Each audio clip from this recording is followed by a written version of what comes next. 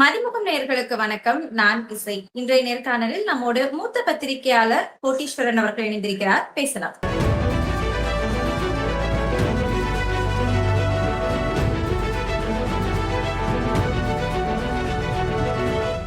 டயா booster சுகரை control பண்ணும், உங்க ஆரோக்கியத்தை மீட்டு தரும். சர்க்கரையை கட்டுப்படுத்துறதுக்கான எளிமையான வழிமுறை, இயற்கையான வழிமுறை. அனைத்து மருந்து கடைகளிலும் கிடைக்கும். வணக்கம் சார். வணக்கம், நேயர்களுக்கு அன்பு வணக்கம். சிபிஐயோட மூத்த தலைவர் டி ராஜா அவர்களுமே சந்திக்கிறாரு. இந்த தமிழகத்துல பார்த்தோம் அப்படின்னா சிபிஐ வந்து நாங்க திமுக கூட்டணியில இல்ல அப்படிங்கறத தெளிவுபடுத்துறாங்க. அப்போ திமுக வரக்கூடிய தேர்தல்ல காங்கிரசும் கம்யூனிஸ்டுகளும் இல்லாத ஒரு கூட்டணிய உருவாக்குமா? இது வந்து சாத்தியமா? திமுக வச்சுதாங்க மத்த கட்சி தமிழ்நாட்டுல. மத்த கட்சிகளை வச்சு திமுக கிடையாது. அது வந்து ரொம்ப தெளிவா, அதாவது வாக்கு அடிப்படை வங்கியை வைத்து நம்ம அதை சொல்றோம். அப்படி பார்க்கும்போது திமுக வந்து தனித்து அவங்களுக்கு ஒரு ஒரு ஒரு தேர்தலை அணுகிறதுக்கு என்ன தேவை? ஒரு கட்சியோட கட்டமைப்பு, வேட்பாளர், நல்ல வேட்பாளர் நிறுத்தணும். மூணாவது ஒரு பிரதமர் வேட்பாளரை முன்னிறுத்தணும். இதுதான் பாராளுமன்ற தேர்தலுக்கு தேவை. இதே சட்டமன்ற தேர்தலா இருந்தா பிரதமருக்கு பதிலாக முதலமைச்சர். இப்போ பிரதமர் வேட்பாளரா வந்து ராகுல் காந்தி இருக்கிறாரு. சிபிஐ, காங்கிரஸ் அவங்களுக்கு இல்ல தாவேக்கெல்லாம் ராகுல் காந்தியை முன்னிறுத்துறாங்கன்னா இவங்களுக்கு முதல்வர் பிரதமர் வேட்பாளர் இருக்காது. யாருக்கு? திமுகவுக்கு. ஏன்னா மோடி அவர்களை வந்து இவங்க ஏத்துக்கிற மாதிரி தெரியல, இல்ல கூட்டணி வருமானு தெரியல, இல்ல கூட்டணியே வரலாம். இந்த நாட்டுல எது வேணா நடக்கும், புரியுதுங்களா? நிரந்தர எதிரியும் இல்ல, நிரந்தர நண்பரும் இல்ல. ஒருவேளை திமுக பாஜக சேர்ந்துச்சுன்னா மோடி தான் இவங்களுக்கு பிரதமர் வேட்பாளர், பிரச்சனை இல்லை. இல்ல சேரல, மம்தா பானர்ஜியை வந்து இவங்க வந்து பிரதமர் வேட்பாளராக அறிவிக்கிறாங்க. இல்ல அரவிந்த் கெஜ்ரிவால் தான் எங்களோட பிரதமர் வேட்பாளர், டெல்லியில இருக்கிறாரு அப்படின்னு திமுக ஒரு நிலைப்பாடு எடுக்குதுன்னா அந்த பஞ்சாயத்து முடிஞ்சு போச்சு. சோ அவங்களுக்கும் ஒரு பிரதமர் வேட்பாளர் இருக்கிறாங்க. அவங்களுக்கு அதை ஒட்டி பிரச்சாரம் பண்ண போறாங்க. கட்டமைப்பு இருக்கு கட்சிக்கு, ஒரு சின்னம் இருக்குது. 40 தொகுதியில வந்து அம்மையா ஜெயலலிதா நின்று காட்டியிருக்காங்கல்ல.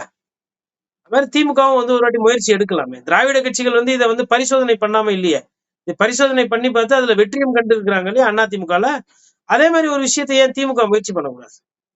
அதாவது நான் ஜெயிச்சதுக்கு அப்புறம் நான் பாத்துக்கிறேன், அப்படி கூட ஒரு நிலைப்பாடு என் மேல அதாவது மத்தியில இருக்கக்கூடிய அரசை கேள்வி கேட்டு அதற்கேற்ற அரசியல் இந்த ஸ்டாலினால பண்ண முடியும் நீங்க நம்பினீங்கன்னா, அந்த இந்த ஸ்டாலினா இல்ல அந்த பிரதமரா இல்ல அந்த அந்த அவங்களா டெல்லியில இருக்கவங்களா அப்படின்னு ஒரு பிரச்சாரத்தை முன்னிறுத்துறாங்க. அதை வச்சு அவங்க ஓட்டு கேட்டு போறாங்க. ரிசல்ட் எப்படி வருதுன்றது அப்புறம். பட் அந்த முயற்சி என்பது அது வந்து ரொம்ப கடினமான ஒரு முயற்சி எல்லாம் கிடையாது. ஏன்னா இவர் ஒண்ணும் பிரதமர் ஆக போறது கிடையாது. ஜெயிச்சா பட்டா பாக்கியம், பண்ணலாம் லேகியம்னுவாங்கல்ல. அது மாதிரி இந்த சீகா வந்து என்ன பண்ணுவாருன்னா, ஸ்ரீகாந்த் சார் வந்து கிரிக்கெட் ஆடும்போது பேட்டை பயங்கரமா சுத்துவாரு. அப்ப என்ன சீகா இந்த மாதிரி சுத்துறீங்கன்னா, ஒரு ஓவர் ஆயிடுச்சுப்பா, பட்டா பாக்கியம், படலனா லேகியம். அதாவது அடிபட்டுச்சுன்னா வீட்டுக்கு போய் லேகியம் சாப்பிடணும், பந்து அடிபட்டுதுன்றது சொல்லுவாரு. அந்த மாதிரி இவருக்கு வந்து 40 தொகுதியில் நிக்க வேண்டியதான். 40ல எத்தனை சீட்டு கிடைக்குதோ பாக்கியம் தானே. அப்படி எடுத்துக்கிட்டோம் அப்படின்னா பிரவீன் சக்கரவர்த்தி சமீபத்துல ஒரு ட்வீட் ஒண்ணு போட்டிருந்தாரு. சமூக நீதி முற்போக்கு கூட்டணி அப்படின்னு சொல்லிக்கிட்டு அதுல காங்கிரஸ், தாவேகா, கம்யூனிஸ்டுகள், விசிகா எல்லாமே இருந்தது. அதுக்கு கம்யூனிஸ்டுகள் வந்து எதிர்ப்புமே தெரிவிச்சிருந்தாங்க.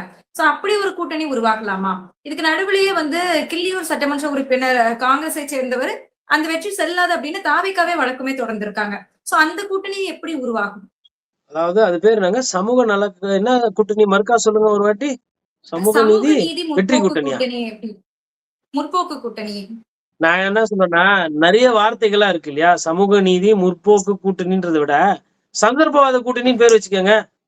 எல்லா சூழ்நிலையிலும் யூஸ் பண்ணிக்கலாம். இல்ல சரி சந்தர்ப்பவாதம்னா அது கொஞ்சம் இதா இருக்கு, ஒரு மாதிரி ரொம்ப அப்பட்டமா தெரியுது இல்ல, சந்தர்ப்பவாதத்துக்கு ஏற்ற மாதிரி பட்டதால. அதனால சூழ்நிலைக்கேற்ற கூட்டணி அப்படி ஒரு பேர் வச்சுக்கோங்க. அப்ப சூழ்நிலைக்கேற்ற கூட்டணி அதுல சமூக நீதி, மதச்சார்பின்மை, பெண் விடுதலை, அதுக்கப்புறம் மாநில சுயாட்சி எல்லாமே வந்துடும் இல்ல. சூழ்நிலைக்கேற்ற கூட்டணி. இந்த மாதிரி எதனா சின்ன பேரா வச்சுக்கிட்டீங்கன்னா அடிக்கடி கூட்டணி பேரை மாத்த வேண்டியது இருக்காது. இப்ப இவங்க அமைச்சிருக்கிறாங்க இல்லையா, அது தமிழ்நாட்டு, அதாவது டெல்லியில எல்லாம் யாரும் மாறல. இங்க மாறுறதுனால சூழ்நிலைக்கேற்ற கூட்டணின்னு பேர் வச்சுட்டு அதுக்கு ஐயா பிரவீன் சக்கரவர்த்தி போன்றவங்க எல்லாம் ட்வீட் போட்டாங்கன்னா நல்லா இருக்கும் ஒண்ணு. அப்புறம் மாணிக்கம் தாக்கூர் கூட அது மாதிரிதான் பேசுறாரு சமீபமா. இப்போ கிள்ளியூர்ல வந்து ஜெயிச்சது செல்லாதுன்னு சொல்லிட்டு தாவேக்காவே அங்க போர்க்கொடி தூக்குறாங்க. அப்படின்னும் போது அந்த மாதிரி பிரச்சனைகள்லாம் வரும். இது சின்ன சின்ன பிரச்சனைகள். பெரிய பெரிய முரணே இவங்க சரி செஞ்சுட்டு போறாங்க. அப்புறம் இதெல்லாம் வந்து இது வந்து இருக்கிற பிரச்சனைகள். அதனால அதை நான் ஒரு பெரிய முரணா பார்க்கல. ஏன் ராகுல் காந்தி போன்றவர்களே வந்து முரணா இருக்கிறாரு, அண்ணன்னாரு, அப்புறமா பார்த்தா இப்ப பக்கமே திரும்பல. பிரச்சாரத்துக்கே வரலங்க தமிழ்நாட்டுல. பிரச்சாரத்துக்கே வரல. ஆனா திமுக கூட கூட்டணி இருந்து அந்த கூட்டணியில ஒரு 5 சீட்டு ஜெயிச்சுட்டு அந்த 5 சீட்டுல ஒரு 2 சீட்டுக்கு அமைச்சரும் வாங்கிட்டு, அதுக்கு முன்னாடி ஒரு டோக்கன் அட்வான்ஸ் மாதிரி ஒரு ராஜ்யசபா வாங்கிட்டு, அதுக்கப்புறம் மந்திரி சபையில இடம் பெற்று, அதுக்கப்புறம் தாவேகா கிட்ட போய் ஒரு ராஜ்யசபா சீட்டு வாங்கினாங்க பாருங்க. உண்மையில மாஸ்டர் ஸ்ட்ரோக். சூப்பர். அரசியல் இப்படிதான் ஷார்ப்பா இருக்கணும். வியாபாரம் தான் முக்கியம் நமக்கு எப்பவுமே. நமக்கு என்ன லாபம்? மக்கள் கிட்ட என்ன சொன்னோம்? மக்கள் கிட்ட என்ன பேசணும்? இந்த இந்த விசில் சின்னத்துக்கு நம்ம ஓட்டு கேட்கலையே. இந்த வெற்றி எப்படி நம்ம கொண்டாட முடியும்? இதுல நமக்கு தார்மீக முகாந்திரம் இல்லையே. இந்த விஜய் அவர்கள் தோக்கணும்ட்டு தானே நம்ம பிரச்சாரம் பண்ணோம். ஆனா இன்னைக்கு விஜய் அவர்களை நம்ம தூக்கி பிடிக்கிறோமே. கேட்டா விஜய் அவர்களை மக்கள் ஏத்துக்கிட்டதா நம்ம சொல்றோமே. எங்க 234 தொகுதியிலும் ஏத்துக்கிட்டாங்களா? எத்தனை தொகுதியில ஏத்துக்கிட்டாங்க? எவ்வளவு சதவீத ஓட்டு போட்டுக்கிறாங்க? நம்ம பண்றோம். இந்த இந்த அரசியல் பண்ண இதே அரசியல பாஜக பண்ணா நம்ம என்னென்னலாம் பேசியிருப்போம். இதே கர்நாடகத்துல பண்ணப்போ, மகாராஷ்டிரத்துல பண்ணப்போ, மத்திய பிரதேசல பண்ணப்போ, காங்கிரஸ் கட்சி என்னெல்லாம் பேசிச்சு. சரி. ராஜ்யசபா சீட்டு வேணும்னா 34, 35 எம்எல்ஏ இருக்கணுமே. உங்களுக்கு எத்தனை இருக்குது? எத்தனை ராஜ்யசபா வச்சிருக்கீங்க? 5 எம்எல்ஏ சீட்டுக்கு எவ்வளவு ராஜ்யசபா உங்களுக்கு? இதெல்லாம் ஒரு மலிவான அரசியல். இதெல்லாம் ஒரு எடுத்துக்காட்டான அரசியலா இல்லன்ற மாதிரி பாக்குறேன். அந்த கூட்டணியில என்ன போட போறாங்க அவங்க? சமூக நீதி கூட்டணி, மக்கள் மேற்போக்கு கூட்டணி அப்படின்ற மாதிரி. இதுல எதனா மேகதாதுக்கு அதுல ஒரு தீர்வு, இல்ல தமிழ்நாட்டுல தமிழ் தாய் வாழ்த்து முதல்ல பாடணுமா, 2வது பாடணுமா, அதுக்கு எதனா ஒரு ஒரு ஒரு ஒரு உறுதுணையா, இல்ல கவர்னர் எதிர்ப்பு, இல்லைன்னா உங்களுக்கு நீட் தேர்வு ரத்து, இல்ல கச்சத்தீவு மீட்பு, இந்த மாதிரி எதனா தமிழ்நாடு நீட் தேர்வு ரத்து, தமிழ்நாடு பிரச்சனை தீர்ற மாதிரி எதனா ட்வீட் போட்டுக்கிறாங்களா? அவங்க எடுக்கிற அரசியலை கௌரவப்படுத்திக்கிறதுக்கும் அதற்கு முட்டு கொடுப்பதற்கும் அவங்க ட்வீட் போட்டு செய்தி சொல்லிட்டு இருக்கிறாங்க. பத்திரிகையாளர் சந்திப்பு நடத்துறாங்க. தொடர்ந்து அந்த பிரச்சாரத்தை பண்றாங்க. சரி, இதுக்கு நடுவுலயே இடைத்தேர்தலுமே அறிவிச்சிருக்காங்க 5 தொகுதிகளுக்கு. இதுல அதிமுக தாவேக்கால போட்டியிடலாம் அப்படிங்கிற ஒரு செய்தி இருக்கு. ராஜினாமா செஞ்சுட்டு வந்த 4 எம்எல்ஏக்களும். ஆனா அதிமுக சார்பில இருந்து உச்சநீதிமன்றத்துக்கே போய் மனு போட்டிருக்காங்க. அந்த 4 எம்எல்ஏக்களும் போட்டியிடக்கூடாது அப்படின்னு சொல்லிக்கிட்டு. இந்த இடைத்தேர்தல்ல எந்த மாதிரியான அரசியல் நடக்கும்னு உங்களுடைய பார்வை? முதல்ல இந்த இடைத்தேர்தலுடைய தன்மை பார்க்கணும். இந்த மாதிரி ஒரு இடைத்தேர்தல், அதாவது பொது தேர்தல் முடிஞ்சு 1 மாசத்துக்குள்ளேயே ராஜினாமா பண்ணி ஒரு இடைத்தேர்தலுக்கு உண்டான வேலையை தமிழ்நாட்டுல இதுவரையிலும் பார்த்தது கிடையாது. இந்த இடைத்தேர்தல் இயற்கையா வந்த இடைத்தேர்தல் அல்ல. இது செயற்கையா திணிக்கப்பட்ட ஒரு இடைத்தேர்தல். என்ன இது செயற்கைன்றீங்க, திணிக்கப்பட்டது? நீங்க செயற்கைனா என்னன்னா, நல்ல ஆரோக்கியமா இருக்கிறாங்க 4 எம்எல்ஏக்களும். அவங்களுக்கு ஒரு மனசு கஷ்டமோ இல்ல உடல் உபாதையோ எல்லாம் கிடையாது. அப்படி இருக்கும்போது நல்ல ஆரோக்கியமா இருக்கிறவங்க தன்னோட எம்எல்ஏ பதவியை ராஜினாமா பண்றாங்க. ராஜினாமா பண்ணிட்டு அந்த இடத்த வேகன்சி ஆக்கிட்டு அவங்க வேற ஒரு கட்சிக்கு போய் சேர்ந்து இப்போ களப்பணி ஆற்ற போறாங்க. இப்போ கடந்த காலத்துல இது மாதிரி எல்லாம் பண்ணிருக்கிறாங்க. உதாரணத்துக்கு விளவங்கோடுல விஜயதரணி அவர்கள் ராஜினாமா பண்ணிட்டு அதுக்கப்புறமா விட்டுட்டு வேற ஒருத்தர் ஜெயிச்சாங்க. பட் அன்னைக்கு குதிரை பேர அரசியலோட சம்பந்தப்பட்டு பேசல. நிறைய பேர் என்ன பண்ணுவாங்கன்னா அதையும் இதையும் ஒப்பீடு பண்ணுவாங்க. அப்போ தனி மெஜாரிட்டி இருந்துச்சு. ஒரு கட்சிக்கு போனோம், கட்சிக்கு போய் சேரும்போது இன்னொரு கட்சியில நின்று எம்எல்ஏ ஆயிட்டு அந்த எம்எல்ஏவோட விஷயத்தோட நம்ம போனா அது மாண்பா இருக்காது அப்படின்றதுனால ராஜினாமா பண்ணிட்டு போனாங்க. ஓபிஎஸ் ராஜினாமா பண்ணிட்டு போனாங்க. வைத்திலிங்கம் ராஜினாமா பண்ணிட்டு போனாங்க.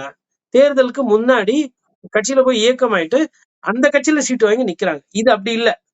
பொது தேர்தல் அப்ப ஒரு கட்சியில நின்னு இன்னொரு கட்சியை எதிர்த்து ஓட்ட கேட்டுட்டு ஆளுகின்ற கட்சியை எதிர்த்து ஜெயிக்கவும் செஞ்சுட்டு அதுக்கப்புறம் ராஜினாமா பண்ணிட்டு திருப்பி போய் ஆளுகின்ற கட்சியிலேயே நீங்க சேர்றீங்கன்னா உங்களோட நோக்கமானது எம்எல்ஏ ஆகணும்ன்றது கிடையாது. ஆளுகின்ற கட்சியினுடைய எம்எல்ஏவா இருக்கணும்ன்றதுதான் நோக்கம். எம்எல்ஏ ஆகணும், அதாவது மக்களுக்கு சேவை செய்யறது எதுக்கு நீங்க சொல்றீங்க? ஃபர்ஸ்ட் நான் எம்எல்ஏ ஆனா சேவை செய்யறேன் அப்படின்னு சொல்றேன். அதான் எம்எல்ஏ ஆயிட்டீங்களா, சேவை செய்ய வேண்டியதானே அப்படின்னா, இல்ல இன்னும் நல்லா சேவை செய்யணும். சரி, அது என்ன இன்னும் நல்லா சேவை செய்யறது? இன்னும் நல்லா சேவை செய்யறதுன்னா ஆளுங்கிற கட்சி கூட இருக்கிறதா இன்னும் நல்லா சேவை செய்ய முடியும் அப்படின்ற மாதிரி அவங்களோட புரிதல். அப்பதான் உங்களுக்கு டெண்டரு, மேற்படி சமாச்சாரம், அமைச்சரோட இணக்கம், கான்ட்ராக்டரோட குஷியா சுத்துறது, இதெல்லாம் பண்ண முடியும். அதனால அவங்களோட பார்வை நோக்கம் என்பது ரொம்ப தெளிவா இருக்கு. இந்த 4 பேர் ராஜினாமா பண்ணாங்க. அவங்களுக்கு என்ன தேவையோ அதை நோக்கி அவர்கள் பயணம் செய்ய தொடங்கிட்டாங்க.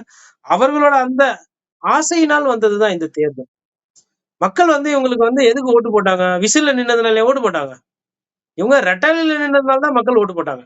அப்ப மக்களோட ஒரு முடிவை இவங்களுக்கு இன்னைக்கு அதிகாரம் இருக்கிற காரணத்தினாலும் இவர்கள் எங்களை யாரு கேட்பா அப்படின்றதுனால அவங்க ராஜினாமா பண்ணிட்டு நிக்கிறாங்க. வழக்காடு மன்றம் போயிருக்கு. உச்ச நீதிமன்றத்துல மனு போட்டிருக்காங்க. ஹைகோர்ட்லயும் மனு போட்டிருக்காங்க. இது நீதித்துறை எப்படி பாக்குது, நீதிமன்றம் எப்படி பாக்குது, இது குதிரை பேரத்துல வருமா வராதா, குதிரை பேர குற்றச்சாட்டு என்பது பத்திரிகையாளர் என் போன்றவர்கள் வைக்கக்கூடிய குற்றச்சாட்டு. பட் இது சட்டமன்றத்துக்கு முன்னாடி இது என்ன பார்த்தாங்கன்னு பார்த்தா, சபாநாயகர் என்ன சொல்லிட்டாருன்னா, அந்த 27 பேர் ஓட்டு போட்டவங்க மன்னிப்பு கடிதம் குடுத்ததுனால நாங்க அத ஏத்துக்கிட்டோம். பட் இந்த நாள் வந்து சேலஞ்ச் ஆயிருக்கு. சோ அப்போ சட்டமன்றத்துல இந்த பஞ்சாயத்து ஓரளவுக்கு முடிவுக்கு வந்திருக்கு. பட் வழக்காடு மன்றத்துல என்ன நடக்குது அப்படின்றத நம்ம பார்க்கணும். இந்த டெல்லி பயணம் அது முடிச்சுட்டு ஏற்கனவே டெல்லி பயணம் முடியும் போது செய்தியாளர்கள் சந்திப்பு அப்படிங்கிறது நடத்தப்படல. தமிழ் மரபையே மீறிட்டாங்க அப்படிங்கிற சர்ச்சை எல்லாமே எழுந்துட்டு இருந்தது. இந்த முறையும் திரும்பும் போது சந்திப்பாரா அப்படிங்கிறது கேள்விக்குறியா இருக்கு. இன்னொரு பக்கத்துல ஊடகவியலாளர்கள் கைது செய்யப்படுறாங்க. செய்தி ஊடகங்கள் வந்து முடக்கப்படுது. அந்த செய்தியுமே நம்மளால பார்க்க முடியுது. சோ செய்தியாளர்கள் இவங்க எல்லாமே ஒரு அலட்சியமான பார்வையில தாவேகா எடுத்திருக்கு அப்படின்னு பார்க்கலாமா?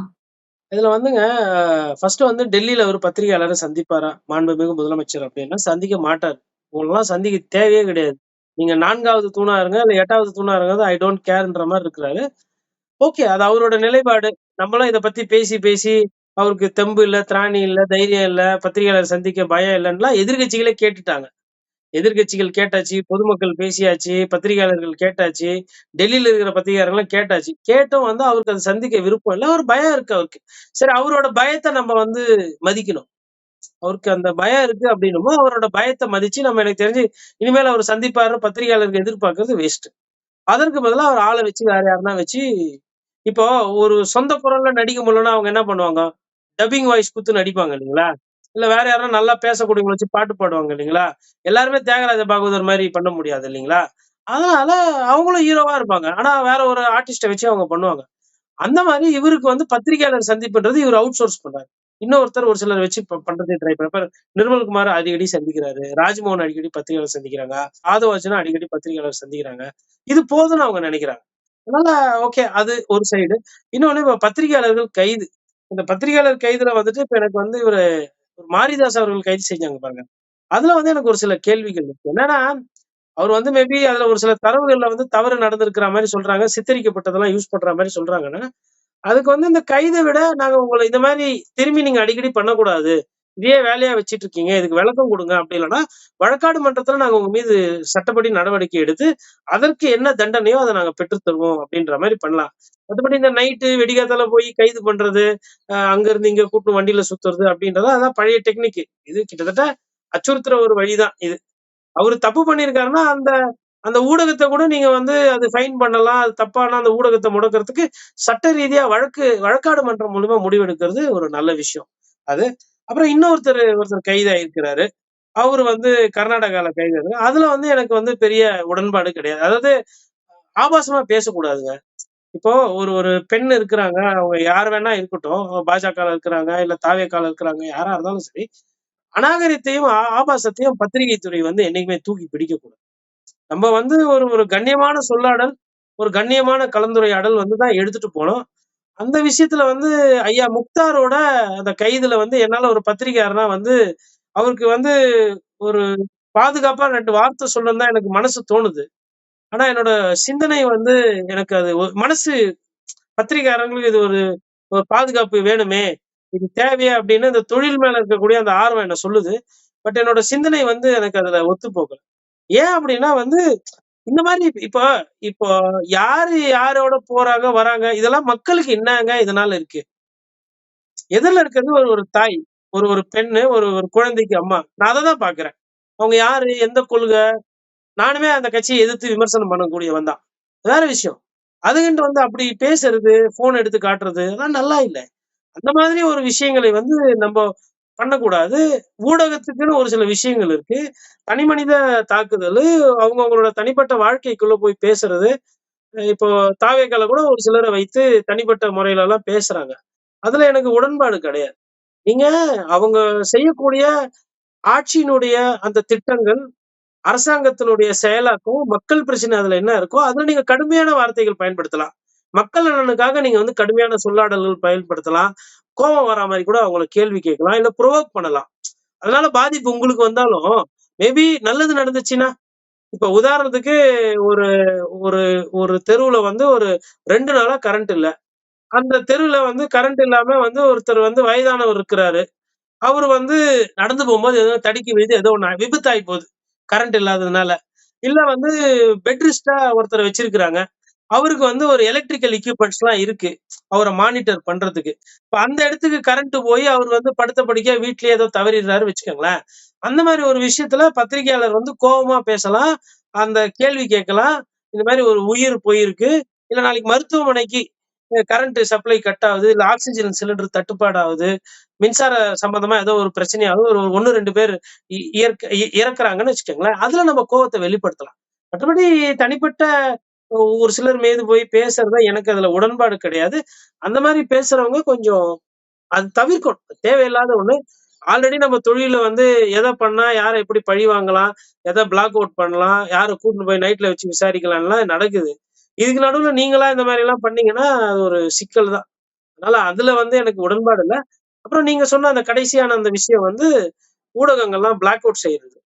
இது ரொம்ப பழைய டெக்னிக். கேட்டா செட் டாப் பாக்ஸ்ல பிரச்சனை. எல்லாம் தெரியுது. ஒரு சில இடத்துல தான் தெரியல அப்படின்றது. அது என்ன விஞ்ஞானம்னு தெரியல. கரெக்ட்டா ஒரு 3 சேனல் ஒண்டி இந்த மாரி பிளாக் அவுட் ஆகுது. இதெல்லாம் வந்து ஊர் வாய மூட முடியாது. கரண்ட் போகுதுன்னா மக்கள் கரண்ட் போச்சுன்னு தான் சொல்லுவாங்க. பத்திரிகை கரண்ட் போச்சுன்னு தான் சொல்லும். கரண்டே போல அப்படின்னா அது செய்தி இல்ல. கரண்ட் போனா தான் செய்தி. நாட்டுல சட்டம் ஒழுங்கு பிரச்சனை நல்லா இருந்தது.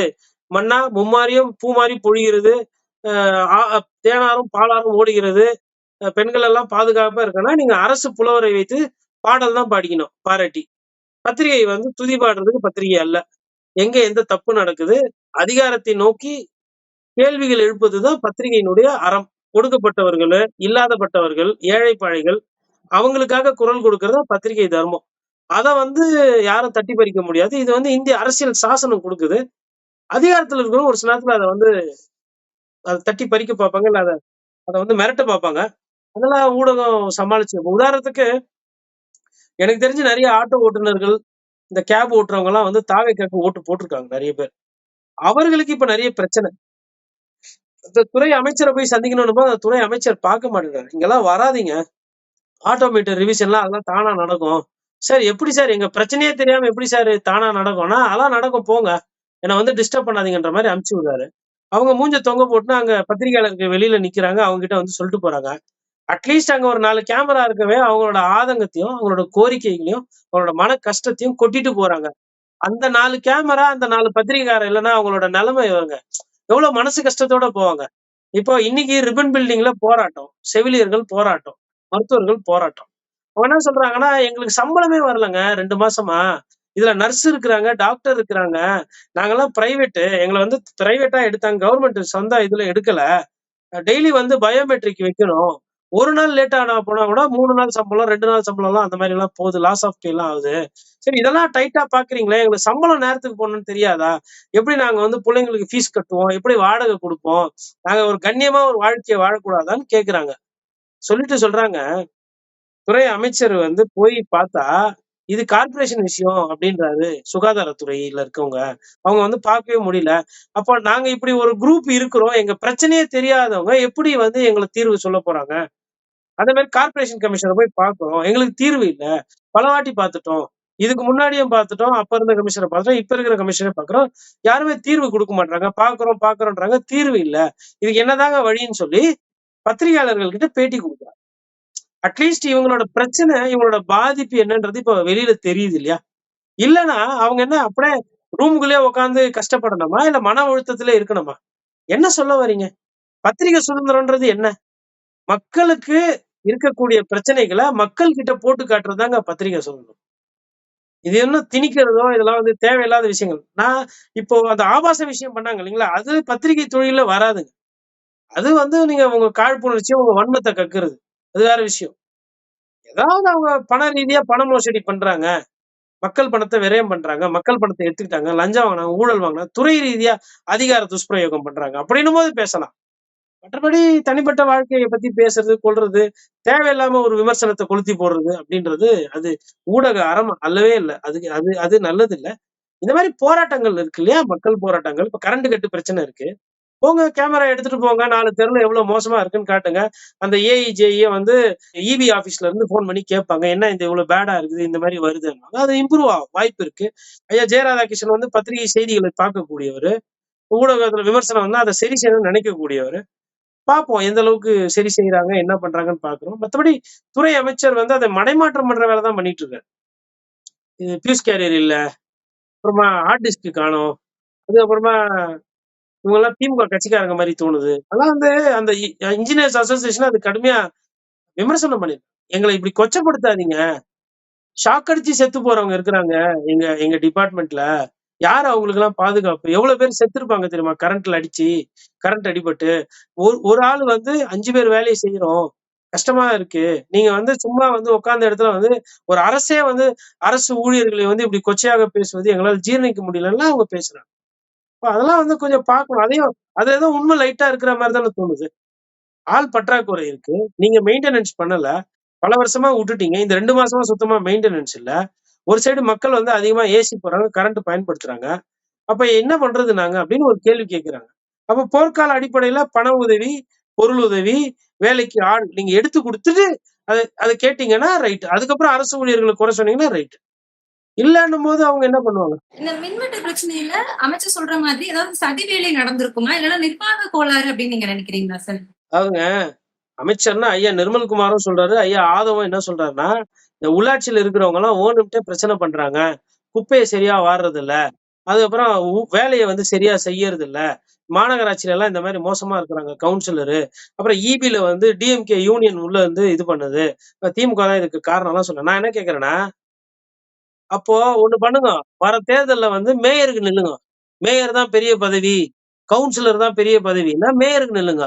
முதலமைச்சர் ஆவாதீங்க. மொத்த அதிகாரத்த நீங்க கையில வச்சுக்கிட்டு, லோக்கல் பாடியில சரியில்ல. இன்னும் எவ்வளவு நாளைக்கு அந்த போஸ்ட் இருக்க போகுது அவங்களுக்கு இருந்தா கூட? இன்னும் ஒரு 5 மாசம். நீங்க அதிகாரிய கூப்பிட்டு வேலை வாங்கி, தட்டி குடுக்க வேண்டிய இடத்துல தட்டி குடுத்து, உருட்ட வேண்டிய இடத்துல உருட்டி, மிரட்ட வேண்டிய இடத்துல மிரட்டி, நீங்க அந்த வேலைய நல்லா அத எடுத்துட்டு போய் பண்ணுவீங்கன்னு பார்த்தேன். கவுன்சிலர் எல்லாம் சூப்பரா இருக்காங்கன்ட்டா, அவங்க வந்து தாவேக்காக்கு ஓட்டு போட்டாங்க. திமுக கவுன்சிலர் நல்லா இருந்தா திமுகவுக்கு தானே ஓட்டு போட்டிருப்பாங்க. அதையே திருப்பி சொல்லிட்டு, அத ஒரு சாக்கா சொல்லிக்கிட்டு, நீங்க வந்துட்டு ஜெயிச்சுட்டு, இப்படி பேசுறது என்ன வகையில அது சரியாது? அது ஒரு மாண்பான அரசியலா தெரியல.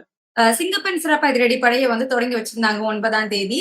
தொடங்கி வச்சு சிங்கிள் டேக்ல பயங்கரமா விஜய் அவர்களுமே பேசியிருந்தாங்க. ஆனா அந்த அதிரடி படையோட முதல் வழக்கே வந்து தாவேக்கா நிர்வாகிகளை சேர்ந்த வழக்கா தான் இருக்க போகுது போல. ஸ்ரீரங்கம் தொகுதியில தாவேக்கா பெண் நிர்வாகிக்கு தாவேக்காவை சேர்ந்தவர்களே மிரட்டல் விடுத்து அந்த பிரச்சனை வந்து ஒரு பக்கமா போயிட்டு இருக்கு. அப்போ இந்த சிங்கப்பெண் அதிரடி படை இந்த இதோட செயல்பாடுகள் எப்படி இருக்கும்? இதனால ஏதாவது பயன் இருக்கும் அப்படின்னு நினைக்கிறீங்களா? அதாவது அவங்க வந்து வழக்கு பதிவு பண்ணி, அவங்க விசாரணை எல்லாம் எடுக்கிற மாரி இல்ல. சிங்கப்பெண்ணோட அந்த படையினுடைய முயற்சி என்ன அப்டின்னா, பெண்கள் அதிகமா இருக்கிற இடத்துல, அந்த இடத்துல போய் நின்னு அவங்களுக்கு பாதுகாப்பு குடுக்கறது. பெண்கள் வந்து இரவு நேரங்கள்ல பத்திரமா வீட்டுக்கு போறாங்களா, வராங்களான்னு சொல்லிட்டு அந்த வண்டியில சுத்துறது, நோட்டம் பார்க்கறது. தவறானவர்கள் யாருன்னா வந்து பின்தொடர்றாங்க, இல்ல எதனா கம்ப்ளைண்ட் வந்தா, அத வாங்கி அருகே உள்ள காவல்துறைக்கு சொல்லி, அவர்கள் விசாரணையை மேற்கொள்ள வேண்டியது. அப்போ வந்து ஒரு ஒரு ஃபர்ஸ்ட் எய்ட் மாரி, ஒரு முதற்கட்ட பாதுகாப்பு கேடயம். அதுதான் சிங்கப்பெண் அதிரடிப்படை. அது பேர் இருக்கு, அதிரடிப்படைலாம் இருக்கு. அப்ப ஆனா அவங்க வந்து அந்த ஒரு ப்ராப்பர் காவல்துறை அதிகாரிக்கு இருக்கக்கூடிய அந்த ஒரு சில விஷயங்கள் எல்லாத்தையுமே அவங்களுக்கு குடுக்கல. சோ அவங்க வந்து அது வந்து ஒரு ஒரு ஒரு காட்சி பொருளா இல்லாம, ஆக்கப்பூர்வமா இருக்கணுன்ட்டுன்னு அவங்களுக்கு புது வண்டி, சீருடை, அவங்களுக்குன்னு ஒரு சில விஷயங்கள்லாம் குடுத்து பண்றாங்க. இந்த விஷயத்துல வந்து முதலமைச்சர் வெற்றி பெறணுன்றது தான் என்னோட நோக்கம். ஏன்னா அப்பதான் பெண்களுக்கு பாதுகாப்புக்குன்ட்டு தான் அந்த திட்டத்த கொண்டு வராரு. அப்ப அந்த திட்டம் வெற்றி அடையுதுன்னா, அது பெண்கள் பாதுகாப்பு கிடைக்குன்ற மாரி நான் ஒரு பத்திரிகையாளரா நம்புறேன். ஆனா பார்க்கணும். இது எவ்வளவு தொலைவு பண்றாங்க. ஏன்னா ஆள் அதுக்குன்னு தனியா எடுக்கல. ஏதோ பேர் சொல்ட்டாரு, எல்லாம் பண்ணாங்க. பேண்டுல சினிமா பாட்டுலாம் வாசிச்சாங்க. பயங்கரமா இருந்தது. அங்க இருந்த காவலர்களே ஒரு சந்தோஷமா ரசிச்சாங்க. எனக்கு என்னமோ அதெல்லாம் வந்து சினிமா தன்மை மாரி தெரியுது. ஒரு சிங்கப்பெண் படை அதிகாரிய பார்த்தா ஒரு ஒரு கண்ணியம், ஒரு பயம், ஒரு டெரரா இருக்கணும். பார்த்தோன்ன ஐய்யய்யோ! இவங்க கிட்ட கட்டா தூக்கின்னு போய் வச்சு பொலன்னு பொளந்துருவாங்க போலது. பெண்கள் கிட்ட நம்ம பாதுகாப்பா இருக்கணுன்ட்டுன்னு இந்த பஸ் ஸ்டாண்ட்ல நின்னு இந்த ரோமியோ, அதுக்கப்புறம் இந்த ஈவ் டீசிங் பண்றவங்கலாம் கொஞ்சம் பயப்படுற மாரி இருக்கணும். நீங்க இந்த பேண்ட் கீண்டெல்லாம் வச்சுக்கின்னு இந்த மாரிலாம் அவங்களுக்கு ஆ பார்க்கணும். ஏன்னா வந்து புதுசு. இன்னும் எவ்வளோ நாள் கழிச்சு இது எப்படி எடுத்துட்டு போறாங்கன்றத பார்க்கணும். ஆட்கள் இன்னும் நெறைய எடுக்கணும். அப்புறம் அதிலேயே வந்து முதல் முறையா ட்ரோன்லாம் வந்து நாங்க பயன்படுத்த போறோம்ன்ற மாரிலாம் சொல்லியிருக்காங்க. அதெல்லாம் ரொம்ப பழசுங்க. ட்ரோன் கலாச்சாரம் வந்து கிட்டத்தட்ட 3, 4 வருஷம் ஆயிருச்சு. யானைகள் வந்து எங்க போது வருதுன்றதே ட்ரோன்ல வந்து வனத்துறை மானிட்டர் பண்ணுது. காடுகள்ல வேட்டை பாதுகாப்புக்கே வந்து ட்ரோன பயன்படுத்துறாங்க இன்னைக்கு. அப்படி இருக்கும்போது இப்பதான் சிங்கப்பெண்ணுக்கு ஃபர்ஸ்ட் இந்தியாவிலேயே முதல் முறையா, தமிழ்நாட்டிலேயே முதல் முறையான்லாம் வந்து ஃபேக்ட்ஸ வெரிஃபை பண்ணாம அப்படிலாம் போடுறாங்க. தெரியல. அவங்களுக்கு அது புரிதல் இல்ல. என்ன சொல்றதுன்னு தெரியல. இல்ல இந்த ஃபேக்ட் வெரிஃபை பண்ணாம பேசுறதே முதலமைச்சர் தான் பேசுறாங்க. ஏன்னா ஃபேக்ட் செக் அப்படிங்கிறது இப்போ இந்த ஆட்சியில அதிகமாயிடுச்சு. இதுக்கு நடுவுலயே வந்து ரீல்ஸ் ஆட்சி அப்படிங்கிற குற்றச்சாட்டு இருக்கு. இந்த குற்றச்சாட்டு முன் வச்சு ரீல்ஸ் வச்சு பார்க்காதீங்க, ரியாலிட்டியா பாருங்க அப்படின்னு பேசியிருக்காங்க. சோ இந்த ரியாலிட்டி பாருங்க அப்படின்னு பேசுறது முதலமைச்சர் விஜய் அவர்களே பேசுறது எப்படி பாக்குறீங்க? இல்லங்க முதலமைச்சர் வந்து அவரு புதுசுங்க அரசியலுக்கு. அவருக்கு வந்து ஒரு ஒரு வாய்ப்பு மக்கள் குடுத்துட்டாங்க. அவர வந்து எவ்வளவு விமர்சனம் பண்றதுன்னு தெரியல. அவரும் இம்ப்ரூவ் பண்ணிக்கிற மாரி தெரியல. ஒரு முதலமைச்சர் வந்து பேசும்போது, இந்த ஸ்பீச் காப்பி எல்லாம் வந்து ரொம்ப கரெக்ட்டா ஃபேக்சுவலா மிஸ்டேக்ஸ் இல்லாத மாரி தான் பண்ணி குடுக்கணும். அதான் வந்து ஒரு அரசுக்கு வந்து ஒரு ஒரு நல்ல ஒரு சமிக்கை. ஆனா ஃபேக்சுவலா வந்து இந்த மாரி பேசுறாங்க அப்படின்னும்போது அது தெரியல. ஆல்ரெடி பிரச்சாரத்துல சொன்ன ஒரு விஷயங்கள் வேறையா இருக்கு. இன்னைக்கு அத நடைமுறைப்படுத்துறாங்கன்னும்போது வேறையா இருக்கு. அப்படி இருக்கும்போது இதெல்லாம் வந்து நம்பகத்தன்மை குறையும். அதை வந்து கொஞ்சம் அதிகாரிகள் வந்து கொஞ்சம் கவனமா ஏன்னா அவரு வந்து நம்மளுடைய முதலமைச்சர். அவரு பேசுற ஒவ்வொரு வார்த்தையும் அரசு சார்பா வரக்கூடியது. அது வந்து கரெக்ட்டா இருக்கும். இதுதான். இது முன்னாடி இப்படி இருந்தது, பின்னாடி இப்படி இருந்தது. இது நம்ம ஃபர்ஸ்ட் டைம் செய்றோமா? இல்ல 2வது வாட்டி செய்றோமா? அப்படின்றத தெளிவா இருக்கணும். பெருமைக்கு வந்து சும்மாங்காட்டியும் இத நாங்க தான் செய்றோம்னா, எதிர் தரப்புல வந்து இத ஆல்ரெடி செஞ்சுட்டாங்கன்னு இதெல்லாம் போடுறாங்க. அது ஒரு அரசுக்கு நன்றாக இல்லை அது. இதே சமயத்துல முதலமைச்சர் டெல்லியில இருக்கிறாங்க. நமக்கு வந்து தமிழகத்துல கரூர் சம்பவம் தொடர்பான சிபிஐ விசாரணைய மறுபடியும் கையில எடுத்திருக்காங்க. தேர்தல் காரணமா தற்காலிகமா நிறுத்த வைக்கப்பட்டிருந்தது. இப்ப மறுபடியும் விசாரணை தொடங்கியிருக்கு. காவல் ஆய்வாளர்கள் 10 பேருக்கு சம்மன் அனுப்பி விசாரணையுமே நடந்துட்டு இருக்கு. சோ இதுக்கு வந்து அந்த டெல்லி பயணம் தான் காரணம். அத நம்ம தொடர்பு படுத்தி பார்க்கலாமா? அடுத்து என்ன நடக்கும்னு நினைக்கிறீங்க? அதாவதுங்க சம்பவம் நடந்து ரொம்ப நாள் ஆயிப்போச்சு. இன்னும் கொஞ்ச நாள் போனா 1 வருஷமே வந்துரும். அப்படி இருக்கும் பொழுது, இதெல்லாம் வந்து உடனே பண்ணணும். தேர்தலுக்காக நிறுத்தி வைக்கிறது, அப்புறமா சம்மன் அதெல்லாம் வந்து அதிகார துஷ்பிரயோகம். இதே நீங்களும் நானும் இந்த மாரி ஒரு ஒரு வழக்குல சம்மந்தப்பட்டிருக்கோம்னா விடுவாங்களா? இவரு பெரிய உச்சகட்ட நடிகரு, இவரு கட்சி வச்சிருக்கிறாரு. அதனால சரி எதுக்கு அப்படின்னு சொல்லிட்டு தானே எல்லாருமே டைம் குடுக்குறீங்க. விசாரணை என்பது தீவிரமா போற மாரி தெரியல. மக்கள் இறந்தது உண்மை. நம்மலாம் பார்த்தோம். குடும்பங்கள்லாம் அனாதையாச்சு. குழந்தைகள்லாம் இறந்தாங்க. அவங்களுக்கு அந்த நீதின்றது வேணும். நான் யாரு தப்பு பண்ணாங்க, எதுக்கு போறாங்கன்றத தாண்டி, விஜய் சார் அன்னைக்கு லேட்டா போனாரு அப்படின்றத நான் தொடர்ந்து பதிவு பண்ணிட்டு இருக்கிறேன். சரி, விஜய் சார் தான் லேட்டா போனா, விசாரணை கூடவா லேட்டா பண்ணுவீங்க? எவ்வளவு லேட்டா பண்ணுவீங்க? அதெல்லாம் வந்து காலதாமதம் என்பது அது வந்து நீதியின் பார்வையில அது சரியல்ல. தப்பு இருக்கு, இல்ல. வழக்கு தொடுக்கலாம், அவர் மீது குற்றச்சாட்டு இருக்கலாம், இல்ல அவர் வந்து அவருக்கும் அதுக்கும் சம்மந்தம் இல்ல. அது ஒரு விபத்து. எப்படி வேணா தீர்ப்பு வரட்டுங்க, விசாரணையின் அடிப்படையில. பட் இந்த காலதாமதம் இருக்கு இல்லைங்களா? இது வந்து அரசியல் மாரி எனக்கு தோணுது. இது வந்து ஒரு நல்ல சமிக்கை அல்ல. இது ஒரு மலிவான விசாரணை தன்மை. ஏன்னா ஒரு ஒரு சிபிஐ ஒரு அப்படின்னா வேகமா விசாரிக்கணும். அப்ப உங்களுக்கு மாத்தி விட்டது நல்லா தானே போகுது. பொறுமையா போகுதுல்ல. அது போக்குக்கு. யார் இறந்தா என்ன? சிபிஐ வந்து எருமை வேகத்துல பொறுமையா போய் விசாரிக்கும் அப்படின்ற மாரி நம்ம புரிஞ்சுக்கலாம். இதே டெல்லி பயணத்தையும் நம்மளால தொடர்பு படுத்தி பார்க்க முடியாது அப்படின்னு சொல்றீங்களா சார்? இல்லங்க இது டெல்லி இது வந்து இதனால அப்படின்னு நம்ம பார்க்க முடியாது. ஏன்னா ஆல்ரெடி ராகுல் காந்தியோட அவங்க கூட்டணி வச்சுட்டாங்க. எதிரின்ற மாரி இருக்குது. அதுக்கு முன்னாடில இருந்தே வந்து நான் என்ன சொல்றேன்னா, கூட்டணி அது இத தாண்டி மெரிட்ஸ் ஆஃப் த கேஸ பார்க்கணும். 42 பேர் இறந்திருக்காங்கன்னா, அது யாரு அங்க தப்பு பண்ணா? யார் யார் மேலலாம் கல்பபிள் ஹோமிசைட் அதாவது murder death not amounting to murder. அதாவது ஒரு இறந்துடுறாங்க. ஆனா கொலை பண்ணணும், காயத்தை ஏற்படுத்தணும்னு பண்ணல. கவனக்குறைவால் கூட ஆயிருக்கலாம். அது என்ன அது டெத் பை நெக்லிஜென்ஸா இல்ல டெத் டியூ டூ கல்பபிள் ஹோமிசைடா என்ன ஏது அது பார்க்கணும். அத பார்த்துட்டு தான் அந்த ஒரு தீர்ப்பு சீக்கிரமா எவ்வளவு கோர்ட்டுக்கு போய் கோர்ட் ஒரு தீர்ப்பு குடுக்கும்போது தான் அந்த விஷயத்துல வந்து நெறைய கேள்விகளுக்கு, விடைகளுக்கு பதில் தெரியும். அததான் நம்ம பார்க்கணுமே தவிர்த்து, மத்தபடி இவரு டெல்லிக்கு போறாரு, வராரு அப்படின்றத வச்சு நான் அதுக்கும் முடிச்சு போடல. ஆனா டெல்லி எதுவுமே செய்ற மாரி தெரியலீங்களே. டெல்லி வந்து ஊழல் என்ன கட்டுப்படுத்துச்சு? இல்ல என்ன விஷயத்த விசாரிச்சுச்சு? ஒண்ணுமே இல்ல. டெல்லியுமே வந்து இதெல்லாம் ஒரு காரணமா வச்சுக்கிட்டு அரசியல் தானே பண்ணிட்டு இருக்கு. இது தொடர்ந்து என்ன நடக்கும் அப்படிங்கறத நம்ம தெரிஞ்சுக்கலாம். நிறைய தகவல்களை பகிர்ந்திருந்தீங்க. ரொம்ப நன்றி சார். நன்றி.